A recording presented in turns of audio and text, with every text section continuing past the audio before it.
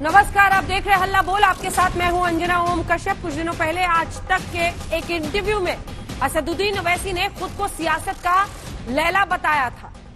अब उस सियासी लैला का मजनू मिल गया है। बीजेपी के सांसद साक्षी महाराज ने कहा कि ओवैसी के यूपी में चुनाव लड़ने से बीजेपी को फायदा होगा। ये रिपोर्ट देखिए, फिर चर्चा की शुरुआत करें। सबसे पहले आपको दिखा देंगे अहमदाबाद के आसमान में ओवैसी की पतंग।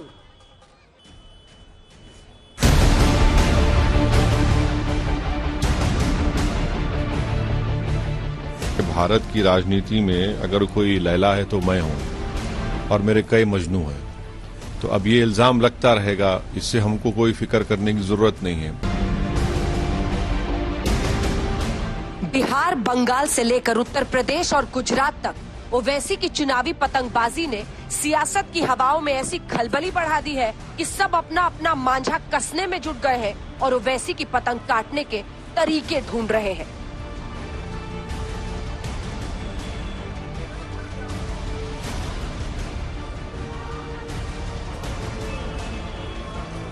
मकर संक्रांति पर गुजरात के स्थानीय निकाय चुनाव में उतरने जा रहे ओवैसी की पतंगे अहमदाबाद के आसमान में एक बेझिझक झांकी दिखा रही हैं।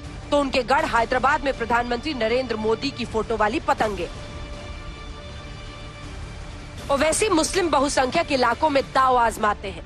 मुस्लिम वोट बंटने से इसका नुकसान बीजेपी की विरोधी पार्टियों को होता है और फायदा बीजेपी को। तभी बीजेपी सांसद साक्षी महाराज अपनी खुशी छिपा नहीं पाए। उनसे रहा नहीं गया, बोल गए कि जब जब ओवैसी की पतंग उड़ी तब तब बीजेपी के विरोधियों की पतंग कटी और आगे बंगाल और यूपी में ओवैसी बीजेपी के विरोधियों की ही पतंग काटेंगे। हम चाहते कि ये ओवैसी साहब यहाँ पर आए और हर काम अच्छे से करे और हर काम फतेह करे। साक्षी महाराज दरअसल समझा तो रहे थे कि मुस्लिम मतदाता को बीजेपी के नाम पर डराया जाता है, लेकिन इसी दौरान ओवैसी पर दिल की बात जुबान पर आ गई थी। मेहरबानी, उनको भगवान ताकत दे, ऊपर वाला खुदा उनका साथ दे। उन्होंने बिहार में भी हमारा सहयोग किया था, यूपी में भी करेंगे और बाद में पश्चिम बंगाल में भी करेंगे। साक्षी महाराज के इस बयान पर लिपापोती करने मैदान संभाला मुख्तार अब्बास नकवी ने।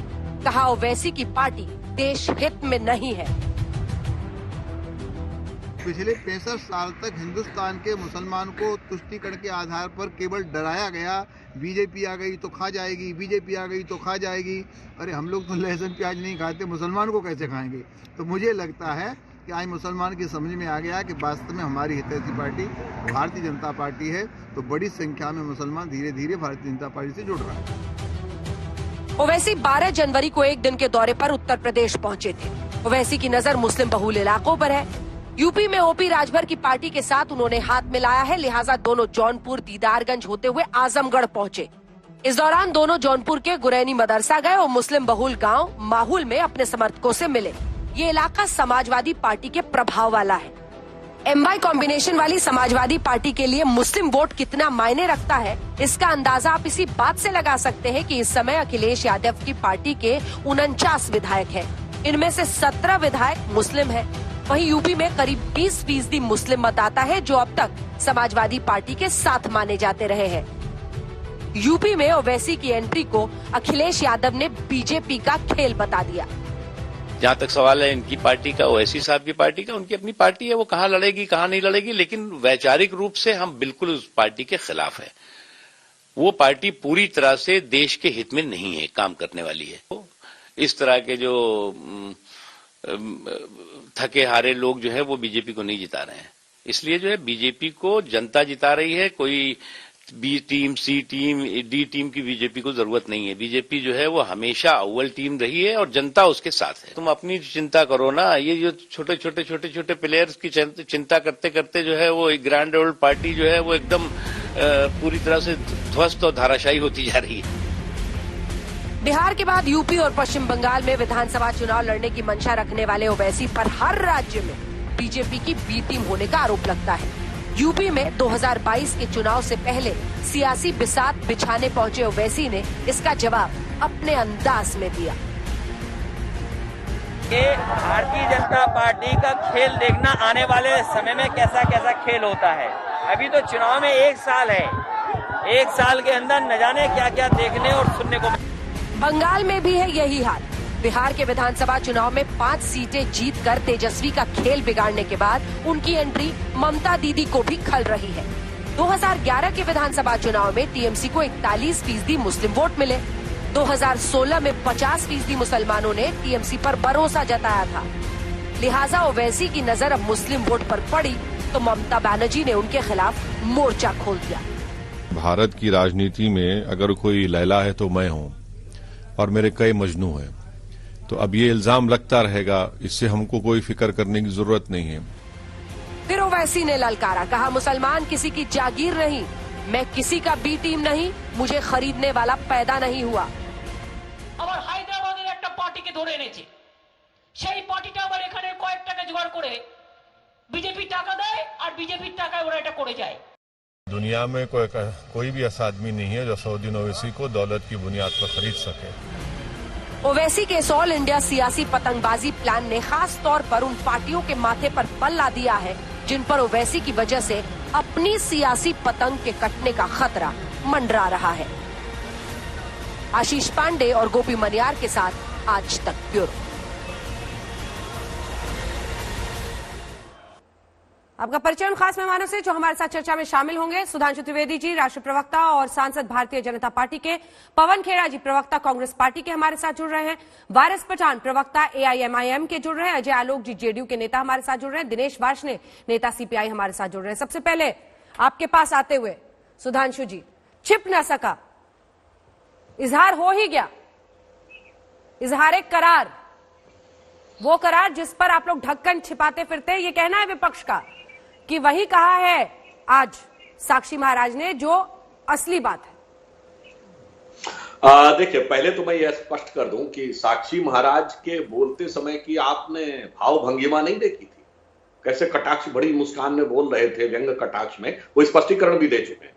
जैसे बहुत से मीडिया के लोग, हम ही लोग कहते हैं राहुल गांधी हमारे लिए बड़े भारी एसेट है, इसका मतलब राहुल गांधी से हमारा गठबंधन नहीं है। या मीडिया के लोग भी कई बार कह देते हैं कि राहुल गांधी लगता ब्रांड एम्बेसडर बन गए भाजपा के। तो ऐसा तो नहीं कि कोई राहुल गांधी को वाकई भाजपा ने ब्रांड एम्बेसडर बना लिया। हाँ, मगर जो आपने कहा ना ढकी छुपी बात सामने आना, तो ढकी छुपी बात क्या, अब तो खुल्लम खुल्ला है।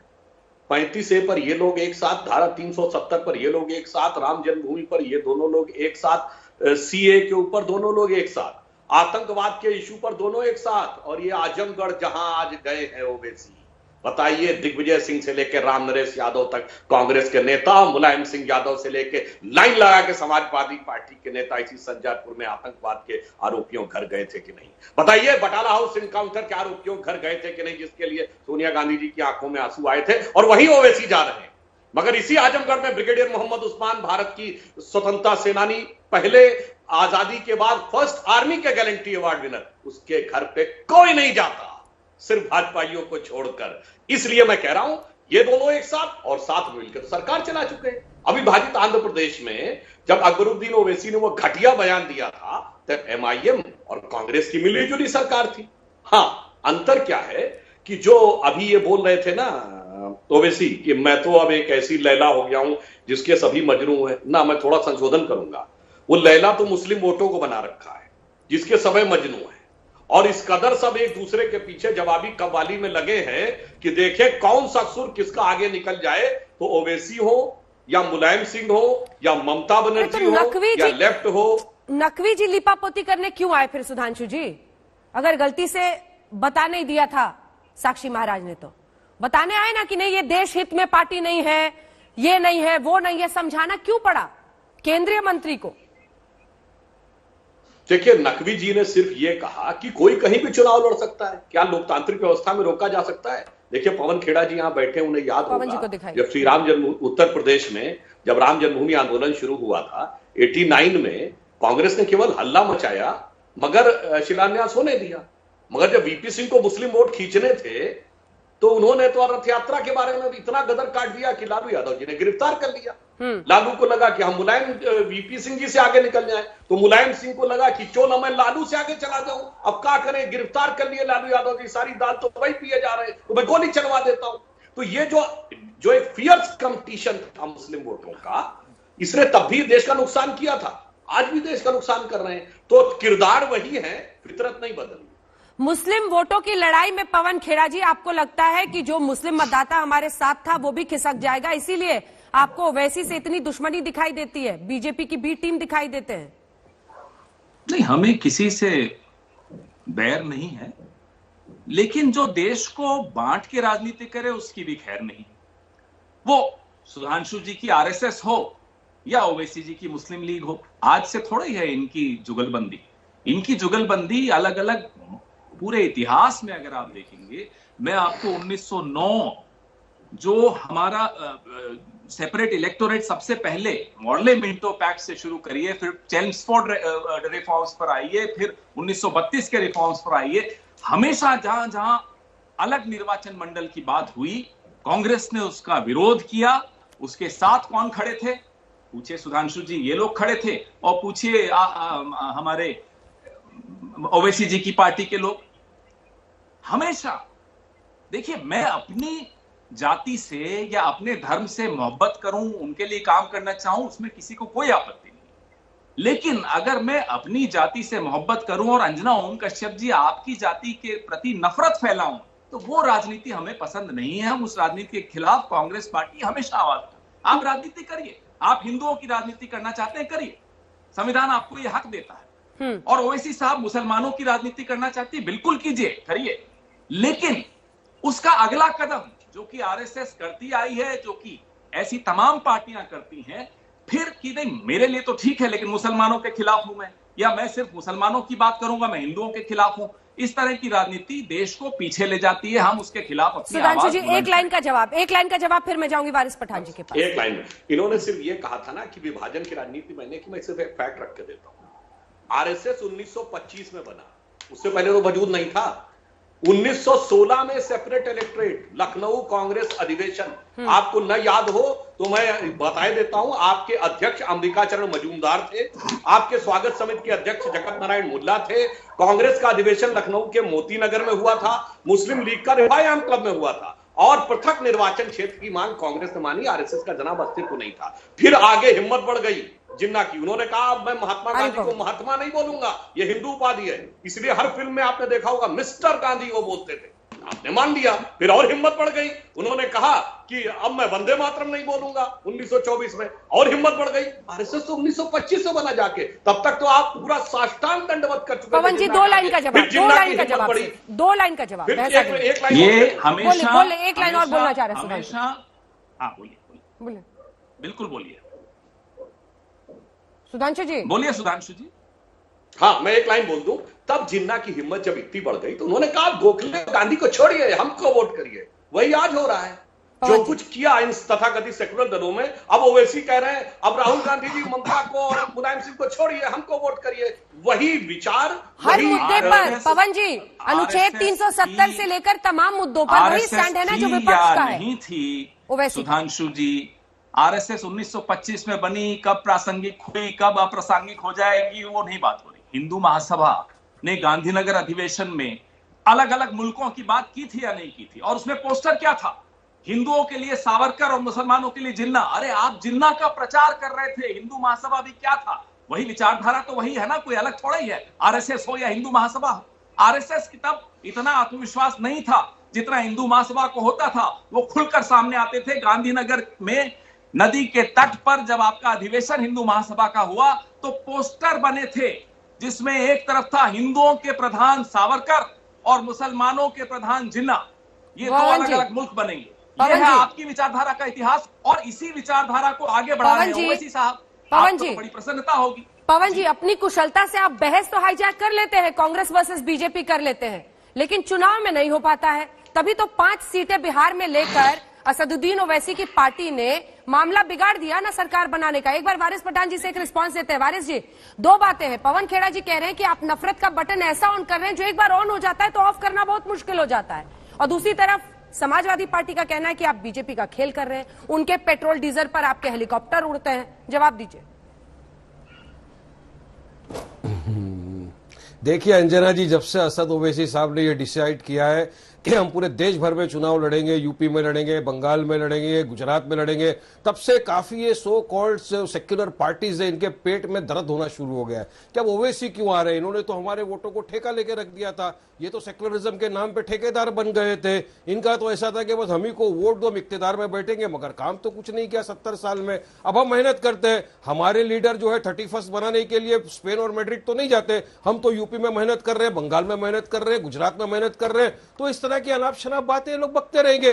देखिए अंजना जी, आज तक हमने जो देखा है, मैं गुजरात में मैं खुद था, वहां के लोगों का मैंने रुझान देखा है, तो एक तरफ जा रहे कि आज तक हमारे पास कोई विकल्प नहीं था, आज तक हमारे पास कोई ऑप्शन नहीं था, हम कांग्रेस को वोट देते रहे, मगर 70 सालों में कांग्रेस ने क्या किया? आज भी पवन खेड़ा साहब यहां बैठे, मैं पूछना चाहता हूं, इंपेरिकल डेटा है, 3 कमिटीज के रिपोर्ट है जो बताता है कि आज भी देश का मुसलमान पिछड़ा हुआ वर्ग है। और दूसरी बात, हम सिर्फ मुसलमानों के लिए नहीं, हम तो दलित, आदिवासी, ट्राइबल्स सबके लिए काम कर रहे हैं, सबका प्यार हमको मिल रहा है, सबकी मोहब्बत मिल रही है, सबके साथ एक साथ होकर हम काम कर रहे हैं देश में, तो इनको तकलीफ क्यों हो रही है? अरे साहब आप देखिए, जो काम करेगा जनता उसी के साथ जाएगी, जनता समझदार है। और आपके इल्जामात जो है, बेबुनियाद इल्जामात को आप आपके घर में रखिए, और ये पुराने हो गए। और जैसा असद साहब ने कहा कि मैं इस देश की लैला हूं और मेरे काफी सारे मजनू बन गए, अब ये मजनू अपनी अपनी अनाप शराब बातें कर रहे हैं, सुधांशु जी तो कह रहे हैं कि लैला अपने मुस्लिम वोट बैंक को मगर संविधान ने और ओवैसी जी उनके मजनू बने बैठे हैं।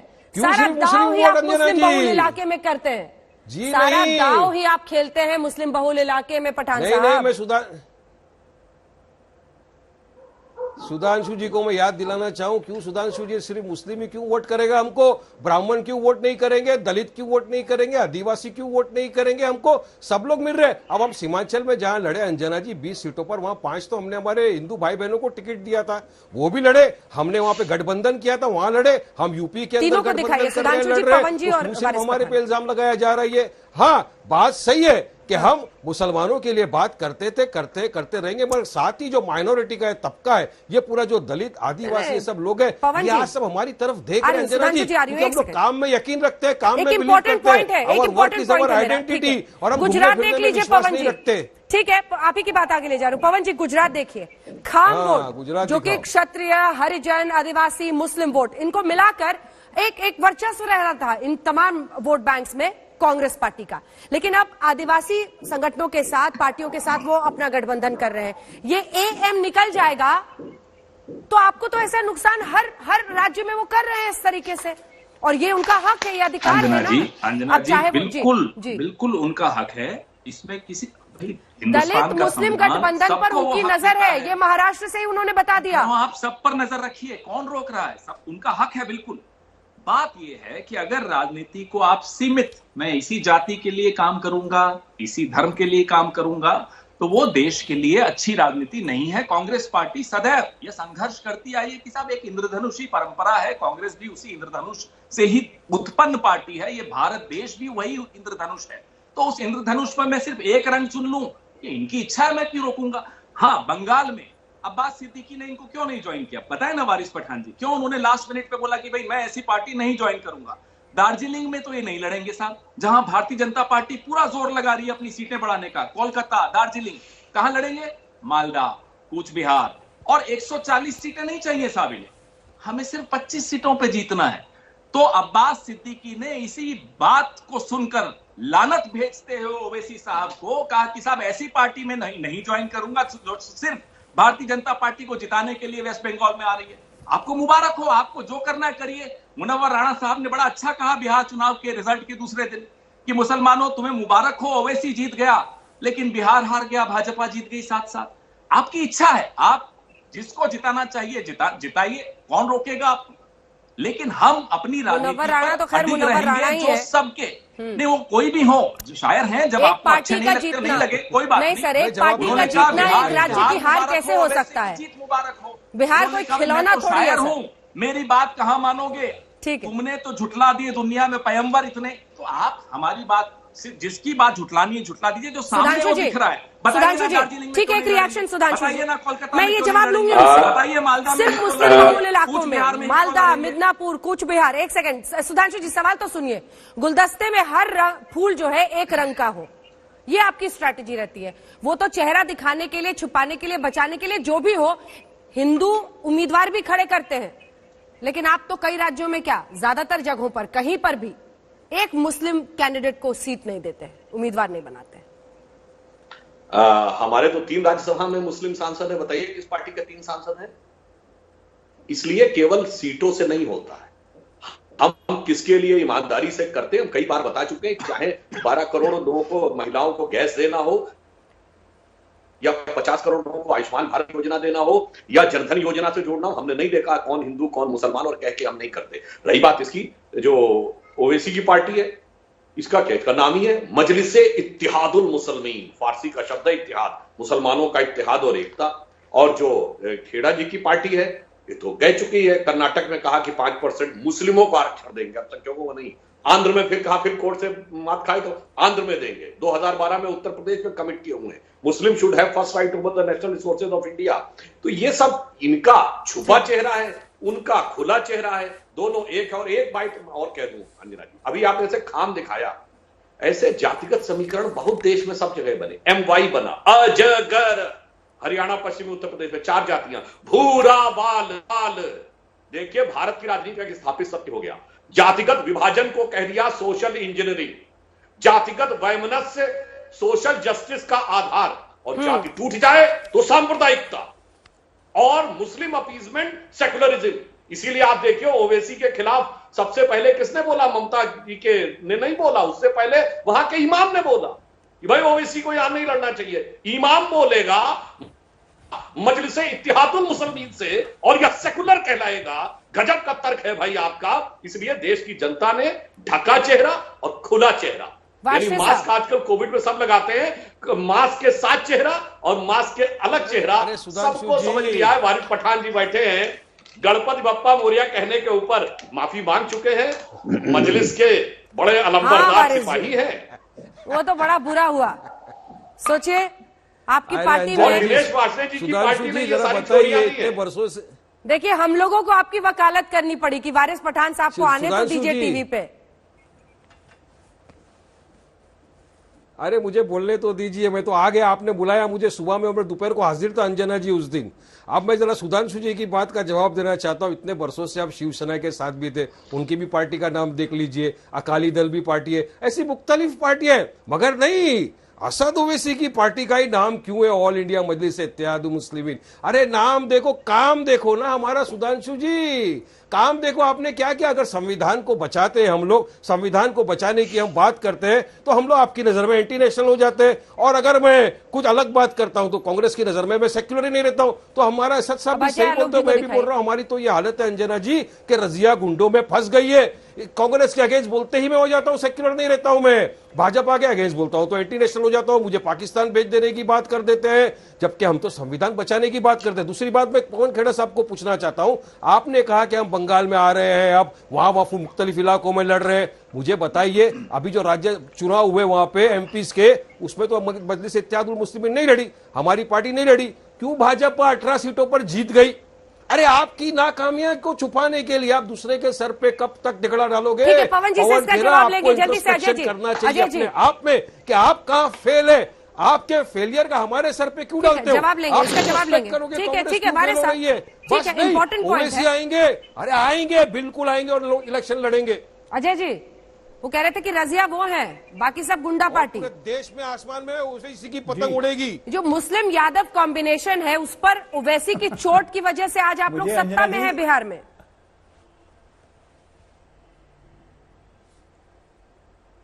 अंजना जी, मुझे जब कांग्रेस, ओवैसी की पार्टी, टीएमसी, आरजेडी, सपा, जब ये लोग आपस में बात करते हैं, बड़ा अच्छा एक गाना याद आता है, तुम्ही से मोहब्बत तुम्ही से लड़ाई, अरे मार डाला जुदाई जुदाई। ये लोग इतने मतलबी पार्टी हैं, इनका कोई मतलब है? इनको सिर्फ अपने से मतलब है। कांग्रेस अभी कह रही थी, पवन खेड़ा जी मेरे मित्र हैं, कह रहे थे कि इंद्रधनुषी हैं हम, 7 रंग को लेके चलते हैं। गजब का इंद्रधनुष फेंका था 42nd अमेंडमेंट के थ्रू, अच्छे खासे बाबा साहब के संविधान के 42nd अमेंडमेंट करके उसमें सेकुलर सोशलिस्ट घुटा दिया। क्या जरूरत थी? अपीजमेंट की तो शुरुआत उसी दिन से होती है। आज जब मुसलमानों के वोट पर, मैं ये नहीं कह रहा हूं कि ओवैसी की पार्टी वो दूध की धुली पार्टी है, आज ओवैसी जी की पार्टी अगर आके इनके मुसलमानों के वोट पे फन कार के खड़ी हो गई है तो इनको परेशानी हो रही है। ये वही ओवैसी जी की पार्टी थी जो 2005 में मेरे आंखों का देखा हुआ है, ओवैसी जी लालू यादव के घर के बाहर खड़े थे, लालू जी ने मिलने का समय नहीं दिया था। पत्रकारों ने पूछा आप यहाँ क्या करना है, उनको बधाई देने आए हैं और उनको शुभकामनाएं देने आए हैं। आज वही ओवैसी आपके सर पे चढ़ के नंगा नाच कर रहे हैं तो आपको दिक्कत हो रही है। मुझे दिक्कत दूसरी चीज से है, अब निश्चित तौर पे हर देशवासी को भी दिक्कत होगी कि जिस ढंग से मुसलमानों ने आप लोग को सो कॉल्ड सेक्युलर दलों को रिजेक्ट करके अगर ओवैसी की पार्टी को सांप्रदायिक पार्टी ही मानते हैं तो सांप्रदायिक पार्टी को अगर चुनना शुरू किया इस देश में तो आने वाले 10 साल के बाद याद रखिएगा मेरी बात, जिन्ना पार्ट 2 मुस्लिम लीग पार्ट 2 की शुरुआत इस देश में आप लोग को ठीक रह जाएगा। ये आप लोग की जिम्मेदारी है कि कैसे इसको अपने विश्वास को कायम रखें। लगा रहे हैं अजय आलोक। बिहार में जहां तक हुआ कांग्रेस के 16 साथ सीट पे लड़े, 5 सीट पे जीते।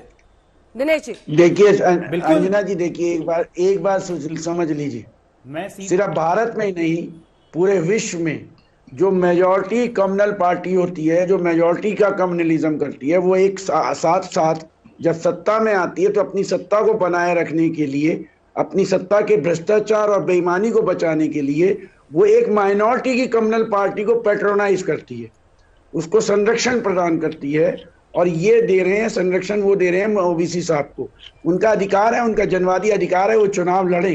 बिहार के चुनाव में ये सिद्ध हो गया कि उनको क्यों वो वहां लड़े और सिर्फ कुछ सीटों पर उन्हीं क्यों लड़े। ये करेंगे हिंदी हिंदुस्तान, वो कहेंगे मुसलमान मुसलमान मुसलमान। और जो उनके मुंह से निकल गया ना वारिस पठान साहब को, so called secular party, are you against secularism? Ajay Alok ji कह रहे हैं साहब आपने कॉन्स्टिट्यूशन में सेक्युलरिज्म क्यों डाला? आर यू अगेंस्ट सेक्युलरिज्म और are you for communalism? I am asking them, मैं उनसे पूछ रहा हूं कि आप सांप्रदायिकता को चाहते हैं या सांप्रदायिकता के विरोधी? I am not for communalism not secularism. अगर हमारे संविधान को आप पढ़ेंगे तो हमारा संविधान शुरू से सेक्युलर था।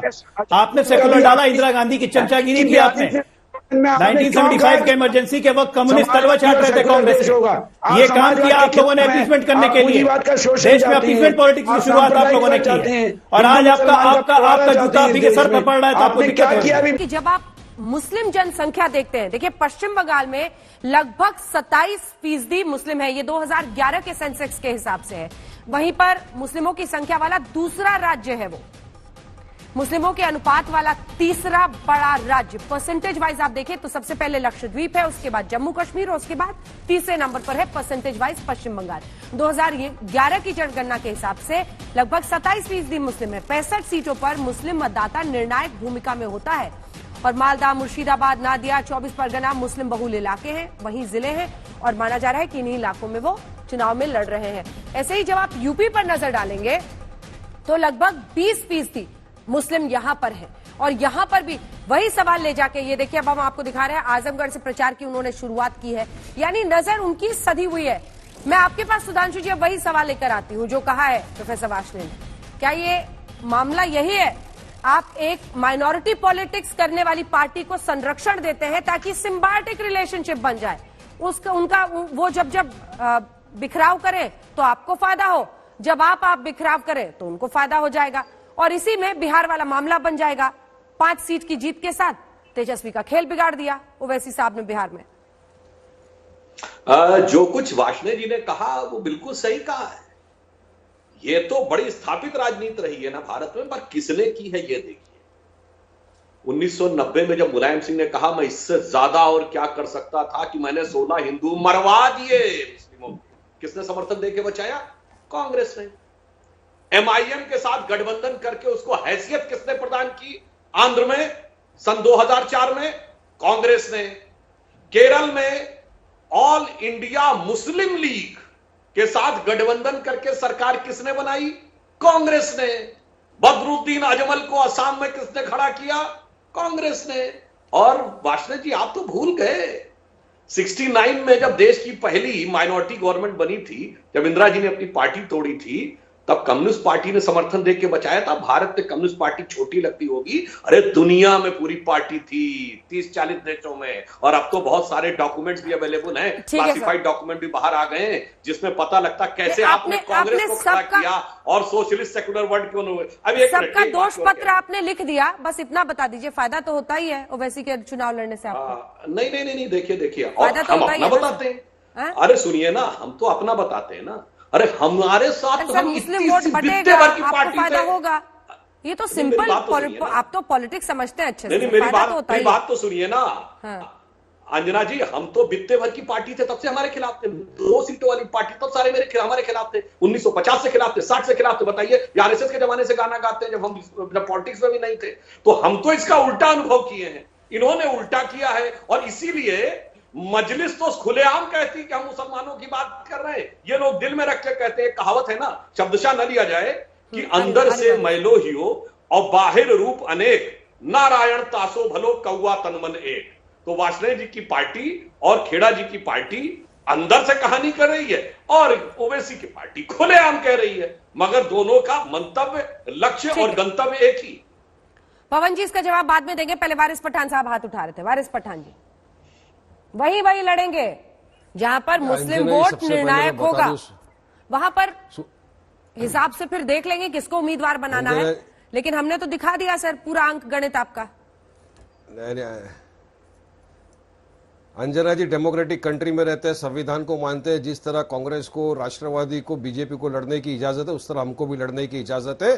हम लड़ेंगे और हम लोग लड़ते हैं तो हम लोग ये सोच के नहीं लड़ते हैं कि सामने वाला जीत जाए। हम ये सोच के लड़ते हैं कि हमारे जो उम्मीदवार जहां जहां खड़े हैं वो लड़े और जीते। अब आप देखिए, हमने गुजरात के अंदर वहां पे बीटीपी के जो प्रेसिडेंट है छोटू भाई वसावा साहब, उनके साथ में गठबंधन किया। वहां पार्टी ने फैसला किया उनके साथ में मिलकर लड़ेगी। अब जो एसबी के यूपी के अंदर ओपी राजभर साहब है, हम उनके साथ गठबंधन करके लड़ रहे हैं। बाकी मुख्तलिफ और पार्टियां हमसे जुड़ रही है। तो सिर्फ मुस्लिमों के लिए नहीं, हाँ मुस्लिमों की तो हम आवाज है, लड़ रहे, मगर हम सबको साथ में लेकर लड़ रहे, सबको साथ में लेके एक साथ आगे आ रहे। सबका काम करना है हम लोगों को। और ये तो पार्टियां हैं अंजना जी, इन सबके पेट में दर्द शुरू हो गया क्या? हम लोग क्यों आ रहे? अरे हम आएंगे, लड़ेंगे। और देख लेना सुधांशु जी, आने वाले चुनाव के अंदर आपको यूपी, बंगाल, गुजरात के अंदर मैक्सिमम असद ओवैसी की हरी पतंग उड़ती हुई दिखेगी, क्योंकि लोगों की मोहब्बत आप देख चुके हो। यूपी के अंदर सिर्फ असद ओवैसी का एक काफिला निकला, सबकी हालत खराब हो गई। अखिलेश कुछ बोलने लग गए, वहां ममता दीदी कुछ बोलने लग गई। तो हम तो लड़ेंगे ना अंजना जी, लड़ने से रोका है कि? अभी तो मेरी एक बात सुन लीजिए सुधांशु जी, ये तो सिर्फ एक झांकी है असद भाई की, पूरी पिक्चर अभी बाकी है। और पूरा देश देखेगा कि देश की मोहब्बत हमारे साथ है। देश के लोग चाहते हैं कि आज हमारे पास एक ऑप्शन, एक विकल्प है, हम असद ओवैसी की पार्टी को जिताएं और हमारा काम करें, क्योंकि हम विकास की बात करते हैं। अब इन्होंने कहा कि हम सिर्फ मुसलमानों के लिए करते हैं। सुधांशु जी एक दिन आप मेरे साथ हैदराबाद आइए। अंजना जी एक सेकंड, सुधांशु जी आप तेलंगाना आइए, मेरे साथ देखिए हमारे जो हॉस्पिटल और स्कूल्स है उसमें सब जाति वर्ग के लोग आते हैं, सबका इलाज मुफ्त में होता है। हम तो कहीं भी एक दूसरे को नहीं बांटते, कहीं भी हम तो रिलीजन की बात नहीं करते कि तुम हिंदू मैं मुसलमान, नहीं। हम तो संविधान के दायरे में रहकर अपना काम करते हैं और सबको सेकुलरिज्म के दायरे में रखकर अपना जो भी है हमारा काम दिखाते हैं। तो उसमें आपको तकलीफ क्या है? कांग्रेस को तकलीफ क्या है? कांग्रेस का खेल खत्म, हम घूमने फिरने में विश्वास नहीं रखते। Our work is our identity. Sudhanshu ji एक लाइन में देखिए, वारिस पठान ने तो यह कहा कि हमें मोहब्बत बोला और ओवैसी साहब लैला बोले। मैं हकीकत में बताऊं, ये मुसलमानों से मोहब्बत जाहिर करने वाले बहुत लोग हैं, मगर सारी पार्टियों में एक चीज कॉमन है कि सब उनको ये सिखाते हैं कि अदावत तुमको बीजेपी से है, बीजेपी को तुमसे सबसे बड़ी अदावत। इसमें सारे मजनू कॉमन है। और हकीकत क्या, इसी वजह से जो वारिस पठान की पार्टी कहती थी हमने 800 साल इस देश में हुकूमत की, आज कहते हैं हम तो साहब शेड्यूल कास्ट से भी बुरी स्थिति में आ गए। सच्चर कमेटी में क्यों हुआ मैं बताता हूं। किसी को किसी की मोहब्बत ने मारा, किसी को किसी की अदावत ने मारा, और शराफत अली को सेकुलर सियासत ने मारा। आप सब ने मुसलमानों को इस मुकाम तक पहुंचाया। पवन खेड़ा जी। अंजना जी, ये हरी पतंग, कटी पतंग, ये तो वारिस पठान जी ज्यादा जानते होंगे, लेकिन सुधांशु जी की राजनीति चलती है ये बताकर कि साहब देखो हिंदू खतरे में है। वारिस भाई की राजनीति चलती है बताकर मुसलमान खतरे में है। इन दोनों की राजनीति अगर चलती रहेगी तो देश खतरे में है, और हम यही दिखा दिखाकर देश को वाकई आश्वस्त करेंगे कि इसी तरह की राजनीति देश को डुबाती है। सुधांशु जी कह रहे थे हम तो ना हिंदू देखते हैं ना मुसलमान। बिल्कुल सही, ना आप हिंदू देखते हैं ना मुसलमान।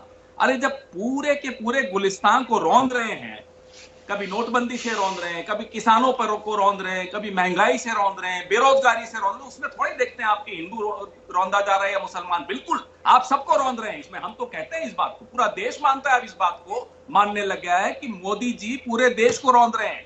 सबका विनाश, उसमें नहीं वो देख रहे कि कौन अगड़ा, कौन पिछड़ा, कौन हिंदू, कौन मुसलमान। बिल्कुल मैं आपसे आज पहली बार और शायद अंतिम बार सहमत हूं।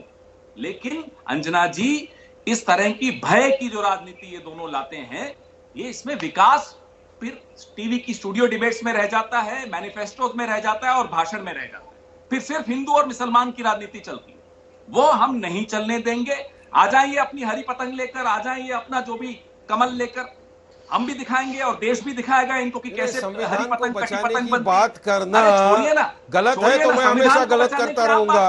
अगर संविधान के दायरे में रहकर मेरी बात रखना गलत है तो पवन खेड़ा जी मैं गलती करते रहूंगा। मैं संविधान को बचाने की बात करता हूँ, आप हिंदू मुसलमान की बात करते हो। मैं चुनाव लड़ने की बात करता हूँ, आप संविधान की डिवीजन की बात करते हो। मैं काम करने की बात करता हूँ, आप घूमने फिरने पे चले जाते हो। तो मैं अजय आलोक जी कहते हैं कि मैं सेकुलरिज्म के खिलाफ हूँ। अजय आलोक जी, आपको मैं चैलेंज करता हूँ, क्या किया? कहिए मोदी जी को कि ले आए संशोधन और सेकुलरिज्म शब्द के आप खिलाफ है, हटा दीजिए संविधान से। अजय आलोक जी, आप तो सत्ताधारी दल के हैं, आप तो एनडीए के हिस्से हैं और बड़े महत्वपूर्ण हिस्से हैं। आप बोलिए, आप आज यहाँ घोषणा करिए कि नीतीश बाबू चाहते हैं कि सेकुलरिज्म शब्द संविधान से बाहर सबसे पहले इन्हों को एक गलतफहमी क्लियर कर दूं।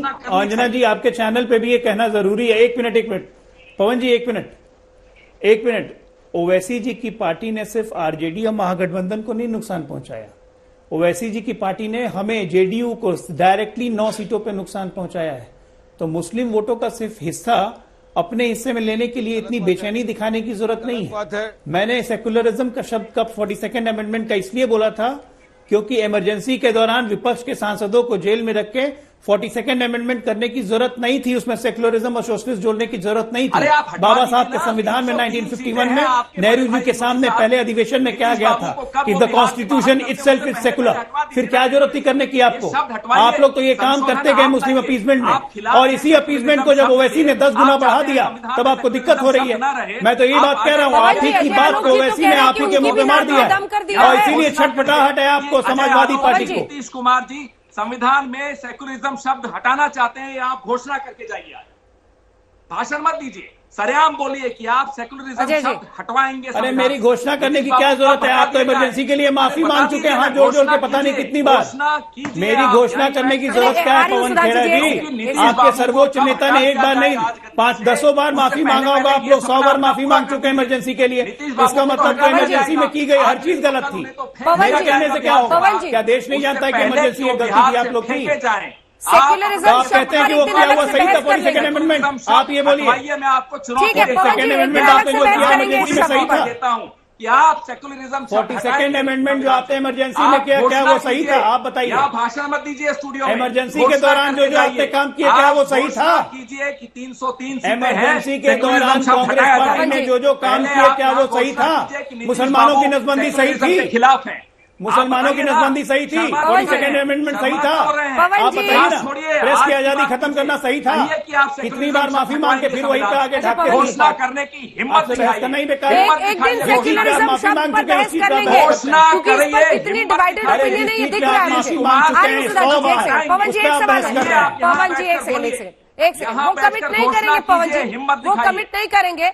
अभी संविधान के खिलाफ इस तरह से खुलेआम बोलना इतना आसान नहीं है। पवन जी एक सवाल आपसे, हिम्मत दिखाइए। 303 सीटें हैं, पवन जी एक सवाल। अरे मोदी जी की तो असदुद्दीन ओवैसी ने आप जैसी पार्टी, सुनिए, कांग्रेस हो तृणमूल हो, दोनों को जवाब देते हुए एक वक्त पर लिखा कि आप लोगों को आदत हो गई है आपकी बात मानने वाले मीर जाफर और सादिकों का सामना करने की। आप लोगों को ऐसे मुस्लिम पसंद नहीं है जो सोच सकते हैं, जो अपने लिए बोल सकते हैं। क्या ये वाकई ऐसा मामला नहीं है? वो खुलकर माइनॉरिटी पॉलिटिक्स करते हैं, इसमें कोई दो राय नहीं है, चाहे जितना भी नकारे। वो मुस्लिम दलित कॉम्बिनेशन बनाने की फिराक में पूरे देश में घूम रहे हैं। क्या यही डर नहीं है कांग्रेस पार्टी को कि जो एक लॉयल वोटर हमारा था वो भी खिसक रहा है? क्योंकि जहां जहां क्षेत्रीय पार्टियां नहीं थी वहां पर तो आपका वर्चस्व अभी भी दिखता है, राजस्थान, मध्य प्रदेश, ऐसी जगहों पर, लेकिन वो भी खिसक जाएगा अगर हर जगह उनकी एंट्री हो जाती है। अंजना जी, क्योंकि यहाँ सब इतिहास की बात करते हैं, तो 1937 का जो चुनाव था जिसमें बड़ा भयंकर प्रचार था, सेपरेट इलेक्टोरेट, मुसलमानों के लिए अलग, कितना परसेंट वोट ले गए? 4% मुस्लिम लीग। हमें ये डर नहीं है कि कौन सी जाति, कौन सा मजहब, जी नहीं। जो पार्टी पूरे देश की बात करती है, जो पार्टी एक इंद्रधनुष की बात करती है, उसको क्या डर होगा? ठीक है, उतार चढ़ाव होता है, हार जीत होती है, इसका क्या मतलब है? अगर हम भी कोशिश करते 1952 में सिर्फ मेजॉरिटी की बात करते, कौन रोक सकता था उस वक्त? हमने नहीं की। हमने कठिन रास्ता चुना। क्या था वो कठिन रास्ता? कि सबको साथ लेकर चलेंगे, लेफ्ट और राइट दोनों का सम्मिश्रण था कांग्रेस। लेकिन उस कांग्रेस में और आज की भी कांग्रेस में एक्सट्रीम लेफ्ट की भी जगह नहीं है और एक्सट्रीम राइट की भी जगह नहीं है। ये लोग एक्सट्रीम राइट की बात करते हैं, वो ओवैसी जी हो या वो सुधांशु जी हो। हम इन दोनों की बात के खिलाफ सेंट्रिज्म की बात करते हैं। क्या है वो सेंट्रिज्म? सेंट्रिज्म है लेफ्ट और राइट का सम्मिश्रण। ये बात कभी नहीं समझ पाएंगे। वो लेफ्ट वर्सेस राइट नहीं है, वो लेफ्ट एंड राइट है। That is centrism. लेफ्ट और राइट का सम्मिश्रण है कांग्रेस, लेफ्ट वर्सेस राइट नहीं है। लेकिन वक्त बदला है ना पवन जी, कहीं ऐसा तो नहीं कि इसी वजह से ना लेफ्ट रहे ना राइट रहे, सेंटर आउट हो गया कांग्रेस? सुनिए, Holi alliance of left and right. आज हर कोई यही पूछता है कि आपकी आइडियोलॉजी क्या है, ना लेफ्ट ना राइट। मैं बताता हूँ। देखिए, अभी पवन खेड़ा जी ने गायब हो रहे हैं देश के इन्होंने विकास प्लेटफॉर्म जो बीजेपी के दुष्प्रचार के शिकार बन चुके हैं, जो सोचते हैं अरे साहब देखिए विक्टिम कार्ड है सर। ना पवन जी, ये विक्टिम कार्ड है। एक्सट्रीम आपकी तो हमें कोई विक्टिम नहीं है, माफ करिएगा। नहीं, देश को विक्टिम बनाया जा रहा है, हम नहीं बन रहे हैं विक्टिम, माफ कीजिएगा। सुधांशु जी की पार्टी हो, सुधांशु की पार्टी हो, ये लोग मिलकर विक्टिम। देखिए, अभी पवन खेड़ा जी ने बात कही तो आपने बहुसंख्यक राजनीति का ऐसा दबदबा इस देश में बना दिया है। ठीक है, आप ही का सवाल पूछ रहे हैं। हम नहीं खेलते विक्टिम कार्ड। आपने बहुसंख्यक राजनीति का ऐसा दबदबा इस देश में बना दिया है कि अब यही चल रहा है, बहुसंख्यक अल्पसंख्यक राजनीति। किसने बनाया? देखिए, पवन खेड़ा जी ने कहा, सुधांशु जी से पूछ रही हूँ पवन जी, सुधांशु जी से ही पूछ। अरे मैं ही जवाब दे रहा हूँ पवन जी, मैं ही जवाब। पवन खेड़ा जी ने कहा कि उन्होंने बहुत सारे विषय उठाए जिसमें महंगाई, बेरोजगारी, विकास, विनाश, सब प्रकार के शब्द उन्होंने प्रयोग किए, इंद्रधनुषी बात कही। तो मैं ये नहीं समझ पा रहा हूं कि ये ओवैसी साहब कौन सा वोट बांटने आ रहे हैं, बेरोजगारी वाला कि महंगाई वाला, विकास वाला या शिक्षा वाला? तो भाई बात तो ये कही जा रही है और चिंता इंद्रधनुष में एक रंग की हो रही है। अब वो सेकुलर वोट बांटने आ रहे हैं। अब सेकुलर वोट के ऊपर पवन खेड़ा जी बहुत चुनौती दे रहे थे आज आलोक जी को। तो मैं एक बात कह देता हूं, पवन खेड़ा जी, संविधान सभा की जाके कार्रवाई देखिए। सेकुलर वर्ड पे जब बहस हुई, एचसी मुखर्जी ने वो विषय रखा, फिर एक मिस्टर शाह थे, उन्होंने बोला, लोकनाथ मिश्रा ने बोला, पंडित जवाहरलाल नेहरू ने बोला, और क्या विषय आया कि अगर अल्पसंख्यक रखेंगे तो सेकुलर नहीं हो सकता, सेकुलर होगा तो अल्पसंख्यक नहीं हो सकता। अंजना जी, मैं उत्तर देना चाहूंगा। इसीलिए डॉक्टर अंबेडकर ने कहा कि चूंकि नेहरू जी अल्पसंख्यक रखना चाहते थे, इसलिए सेकुलर वर्ड को संविधान सभा ने खारिज किया। संविधान सभा ने सेकुलर वर्ड को खारिज किया और आपने 42वें संविधान संशोधन बोला। अरे हिम्मत है तो बताइए, आप बहुत चुनौती दे रहे थे ना, मैं चुनौती देता हूँ। अरे हाँ, चुनौती दे रहा हूँ, मैं फिर दे रहा हूँ। सुन लीजिए, शांत हो जाइए, शांत हो जाइए। संविधान की प्रस्तावना जिसे डॉक्टर अंबेडकर ने आत्मा कहा था, उस आत्मा को कुचलकर लोकतंत्र का गला घोटकर आपने सेकुलर छोड़ा कि नहीं? और दर्शकों से कहता हूँ, जाइए संविधान सभा की प्रोसीडिंग देखिए, सेकुलर वर्ड के ऊपर क्या बहस हुई थी। इसीलिए मैं कहता हूँ, अंदर से चेहरा कुछ और, बाहर से कुछ और, अरे हकीकत कुछ और। ब्रेक का टाइम हो गया सर, एक लाइन में बोलना पड़ेगा।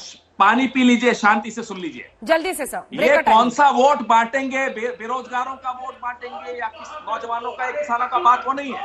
ये ऐसा काम कर रहे हैं आप और ओवैसी जी मिलकर कि बेरोजगारी की बात ही ना हो, बात ही राजनीति में सिर्फ हिंदू और मुसलमान की हो। ये वो पिच है जो सिर्फ हिंदूवादी भारतीय जनता पार्टी। आखिर यूपी बंगाल में असदुद्दीन ओवैसी के चुनाव लड़ने से क्यों गदगद है बीजेपी सांसद साक्षी महाराज और क्यों विपक्ष को आ रहा है पसीना? इसी पर आप देख रहे थे हल्ला बोल, देखते रहिए आज तक।